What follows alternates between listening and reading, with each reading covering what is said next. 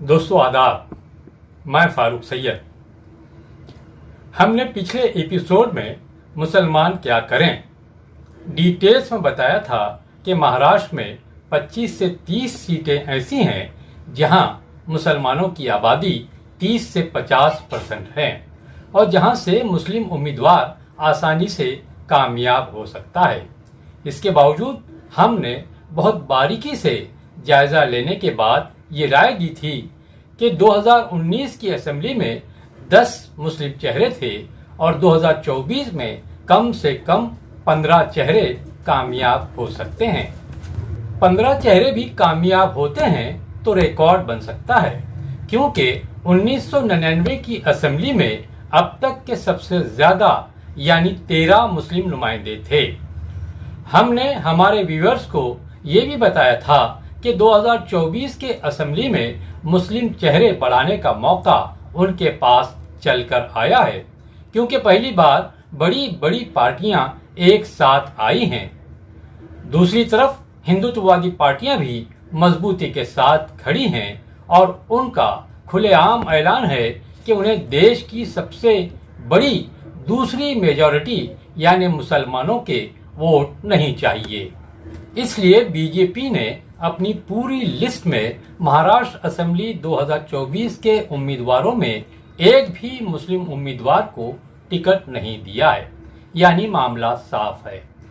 उनका कहना है कि मुसलमान बीजेपी को वोट नहीं देते, इसलिए मुसलमानों को हम टिकट नहीं देते।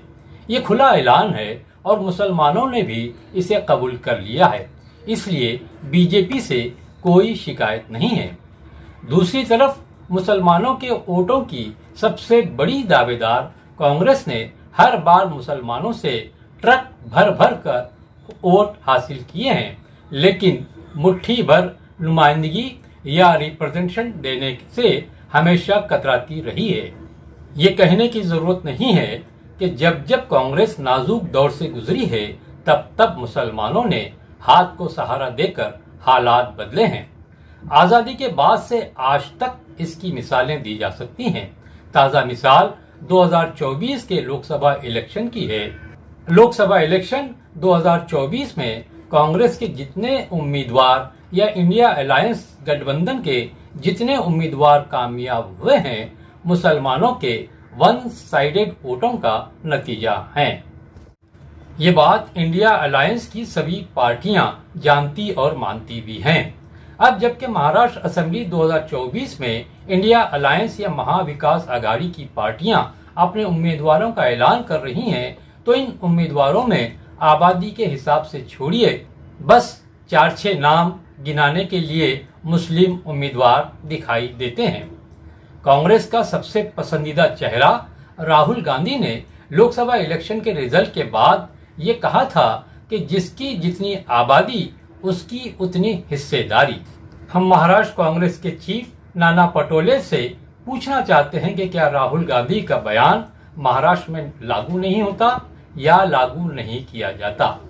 2011 के सेंसस के हिसाब से महाराष्ट्र में लगभग 11.5% मुसलमान रहते हैं, यानी महाराष्ट्र में कांग्रेस के हिस्से में 106 सीटें आई हैं। इस तरह कांग्रेस की तरफ 11 से 12 मुस्लिम उम्मीदवारों को टिकट मिलना चाहिए था, लेकिन अब तक सिर्फ 6 मुसलमानों को टिकट दिया गया है, यानी आबादी का 50%। अब बताएं मुसलमान किस तरह कांग्रेस की तरफ झुकेंगे, या वो मुस्लिम लीडर्स जो मुसलमानों में कांग्रेस कांग्रेस करते रहते हैं, वो किस मुंह से मुसलमानों से कांग्रेस के लिए वोट मांगेंगे। जब भी कांग्रेस को खून की जरूरत पड़ी है, सबसे पहले मुसलमानों की गर्दन कटी है। कांग्रेस के मुस्लिम लीडर्स हमेशा मुसलमानों को कांग्रेस के करीब लाने में कामयाब रहे हैं। 2024 के इलेक्शन में कांग्रेस को ट्रक भर भर कर मुसलमानों के वोट दिलाने वाले न अपने लिए टिकट पाने में कामयाब हुए और न मुसलमानों को आबादी के हिसाब से हिस्सेदारी दिलाने। जब उम्मीदवारी में हिस्सेदारी की बात कर रहे फिर से खिलौने देकर बहलाए जाने लगे हैं। महाराष्ट्र में मुस्लिम वोटों की दावेदार दूसरी सबसे बड़ी पार्टी एनसीपी शरद पवार है। शरद पवार मुसलमानों के लिए सबसे ज्यादा भरोसे वाला चेहरा हैं। लोकसभा इलेक्शन से पहले शरद पवार ने महाराष्ट्र में इंडिया अलायंस गठबंधन में शिवसेना उद्धव ठाकरे को शामिल करके सबकी नींदें उड़ा दी थीं। लोकसभा इलेक्शन में शरद पवार की आवाज पर उनके कहने पर मुसलमानों ने इंडिया अलायंस को वन साइड वोट दिया था, जिसकी वजह से महाराष्ट्र में इंडिया अलायंस ने कामयाबी के झंडे गाड़े थे। महाराष्ट्र असेंबली इलेक्शन 2024 में नेशनलिस्ट कांग्रेस पार्टी शरद पवार 85 सीटों पर इलेक्शन लड़ रही है और उन्होंने भी आबादी के हिसाब से मुसलमानों को हिस्सेदारी नहीं दी है। एनसीपी की तरफ से जारी उम्मीदवारों की लिस्ट में अब तक सिर्फ 2 आष्टी से महबूब शेख और अनुशक्ति नगर से फहद अहमद का नाम दिखाई दे रहा है। आबादी के हिसाब से हिस्सेदारी की बात करें तो 85 सीटों पर कम से कम 9 से 10 मुस्लिम उम्मीदवार होने चाहिए थे, लेकिन ऐसा नहीं हुआ। ऐसा क्यों नहीं हुआ या ऐसा क्यों नहीं किया गया, शरद पवार को इस बात की सफाई देनी चाहिए। क्या बीजेपी के 2014 में सरकार में आने के बाद हिंदुओं और मुसलमानों के दरमियान दूरियां बढ़ती जा रही हैं, जिसकी वजह से हिंदू मुस्लिम उम्मीदवार को वोट नहीं देता, या मुस्लिम उम्मीदवार को टिकट देने की वजह से हिंदू वोटर राष्ट्रवादी से दूर होने का डर है? जो भी है, शरद पवार घाघ सियासतदां हैं, उनके पास इसका जेन्युइन रीजन हो सकता है। शरद पवार की तरफ से इसका क्लैरिफिकेशन जरूरी है, वरना महाराष्ट्र असेंबली के लिए 20 नवंबर को पोलिंग होनी है और 23 नवंबर को रिजल्ट आ जाएंगे। कहीं ऐसा न हो कि कांग्रेस और राष्ट्रवादी की अकड़ की वजह से उनकी हेकड़ी निकल जाए।